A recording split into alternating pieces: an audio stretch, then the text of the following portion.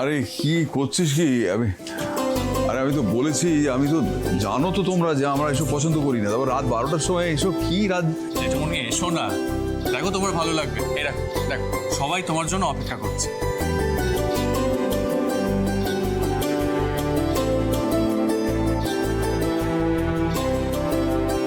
বড় খোকা দেখ, সবাই মিলে তোর জন্য কি দারুণ সারপ্রাইজের ব্যবস্থা করেছে। দেখ, সারপ্রাইজ দিয়েছে না আমাকে, অসম্ভব একটা এম্বারাসমেন্টের মধ্যে ফেলে দিয়েছে।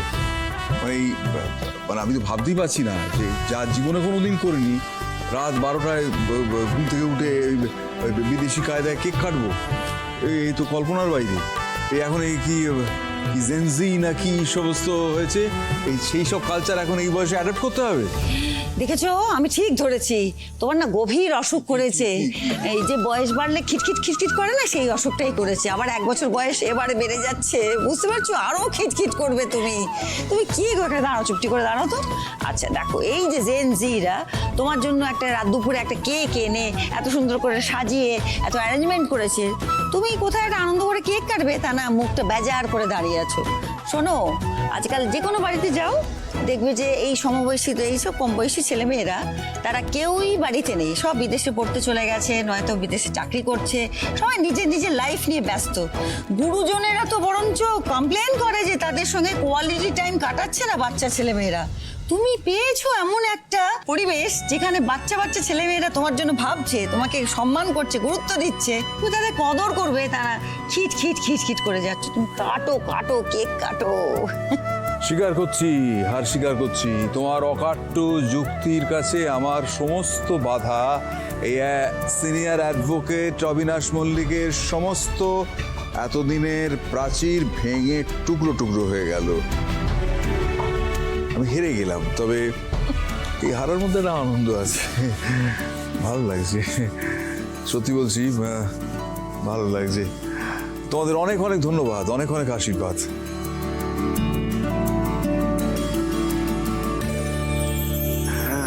হ্যালো, কোথায় তুই? ই বাবা, না না চাপ নেই, আমি জেঠুমনিকে বুঝিয়ে বলছি। তুই সাবধানে উঠে কর, ঠিক আছে? বেস্ট অফ লাক, সাবধানে ফিরিস। প্রিয়া, কি হয়েছে? বুড়েটা এমার্জেন্সি ওঠে পড়ে গেছে, তাই ও আসতে পারছে না। Very sorry. আরে কিসের সরি? আরে আশ্চর্য, একটা নবল প্রফেশনাল রয়েছে, সেই কাজটা অনেক জরুরি। না না না, ওকে কাজ করতে দাও। ব্যাস, তাহলে হয়ে গেছে। এই তো কেক দেখলাম, সুন্দর হাসি খুশি সবাই হেসে ফেলেছে। এবার তাহলে আমি গিয়ে নিদ্রা যাই। এই নিন জেঠুমনি, কেকটা কাটুন। আমি এনেছি কেকটা, কাটুন। বড়দা, ওই মধু কিন্তু আমাদের এই রেহানের সঙ্গে এক স্কুলে পড়তো, বন্ধু।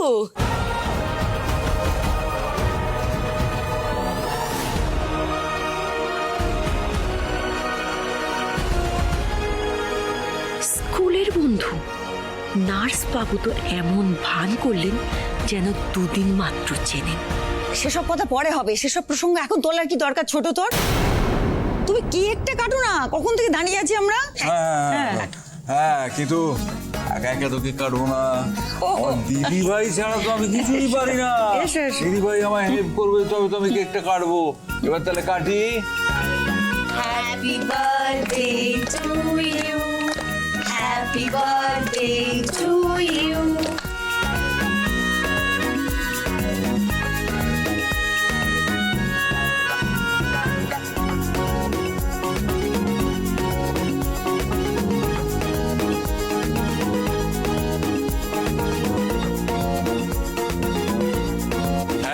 Happy birthday to you.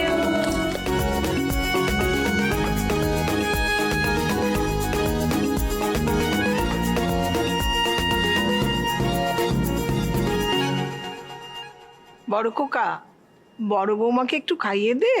রক্ষা করো, আমি 10টায় ঘুমিয়ে পড়ি, তোমার বৌমা হয় 12টা পর্যন্ত জাগিয়ে রেখেছে। এই ঢের সব হয়ে গেছে, কেক কাটা হয়ে গেছে, সবার হাসি মুখ, সবাই আনন্দ করেছে। আমার জন্মদিন পালনে আমিও আনন্দিত, আনন্দ মুখরিত। এবার আমার বিদায়। আরে চললাম বলে হলো? টাটা বাই বাই কিসের? হ্যাঁ শোনো, আসলে তোমার মতন লোককে এতক্ষণ জাগিয়ে রাখা, তারপর রাত 12টার সময় হাসি মুখে কেক কাটানো, এটা তো আমার জন্য একটা অ্যাচিভমেন্ট না?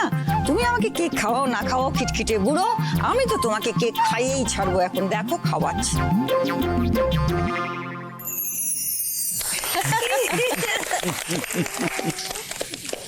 তাহলে ঠিক আছে, সবার মনস্কামনা পূর্ণ হয়েছে, ষোলকলা পূর্ণ হয়েছে, এবার আমি আসি। জেঠুমনি, জেঠুমনি 5 মিনিট। আসলে আপনার জন্মদিনে আমি কি করব এটা ভাবতে ভাবতে না আমি একটা কেক বানিয়েছি আপনার জন্য।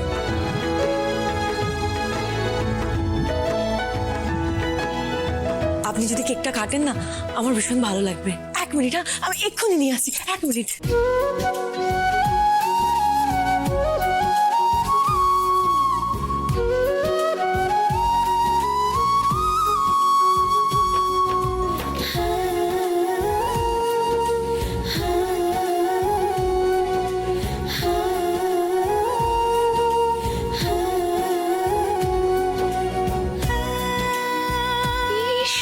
বাবা, তুমি এরকম একটা সস্তার কেক এরকম একটা সুন্দর কেকের পাশে রাখলে? হ্যাঁ, তুমি তো পুরো কেকটার মান ইজ্জত সব ডুবিয়ে দিলে। তোমাকে কে বেশি পাকামো করতে বললো বলো তো? হ্যাঁ, মধু তো কেক নিয়ে এসেছিল, তুমি আবার পাকামি মেরে কেক বানাতে গেলে কেন? এমন জানলে আমি আনতামই না কেকটা।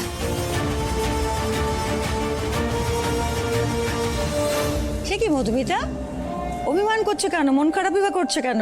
হ্যাঁ, দেখো তুমি যেমন একটা দামি কেক এনেছো, সেই কেক রাত্রির 12টার পরে আমার হাজবেন্ড, যিনি 10টার সময় ঘুমিয়ে পড়েন, তিনি কেটেছেন এবং সেলিব্রেট করেছেন, খুশিও হয়েছেন। মানে সে তো তুমি যথেষ্ট ভালো কাজ করেছো, আর আমরা তোমাকে সম্মানও দিয়েছি তোমার এফার্টকে। তাই বলে রূপাইকে আমরা সম্মান করবো না তা তো হতে পারে না। রূপাই যাওয়ার নিজের হাতে যত্ন করে কেক বানিয়েছে জেঠুমনির জন্য, ওর এফার্টকেও সম্মান দিতে হবে তো। আমার তো মনে হয় জেঠুমনির সে কেকও কাটা উচিত। আরে এই যে মিশকা আর ছোট, কতবার বলেছি না? হ্যাঁ, রূপাইকে কথায় কথায় খোঁটা দিবি না। আমার কিন্তু সত্যি রাগ হয়ে যাচ্ছে, এবার বলে দিলাম, তোরা মুখ বন্ধ কর। তাছাড়া দেখো, তোমাদের আনা কেকটার সম্মান রক্ষা করার জন্য রূপাই কিন্তু ওর বানানো কেকটা এটার আগে টেবিলে নিয়ে আসেনি। বড় খোকা তোমাদের এই কেকটা কেটেছে, তারপর রূপাই ওর বানানো কেকটা টেবিলে নিয়ে এসছে। তাও অনেক ভেবে চিন্তে, যে তোমরা কি ভাববে না ভাববে, অনেক কুণ্ঠা নিয়ে। রূপাই, তোমার এত হেজিটেট করার কোনো প্রয়োজন নেই। কেউ করুক না করুক, আমি জানি জেঠুমনি তোমার কেকের নিশ্চয়ই কদর করবে।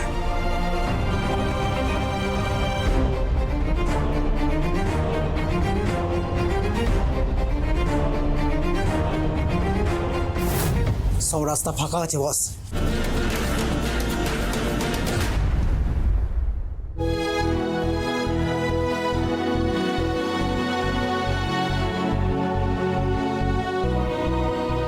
বাহ,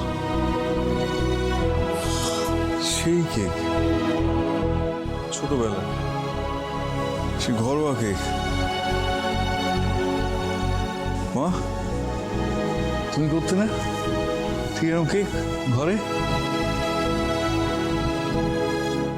এই কেকটা আমি কাটবো, আমি অবশ্যই কাটবো,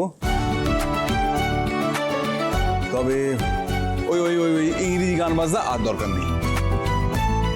কি ঠিক বললাম তো? মিললো তো আমার কথা?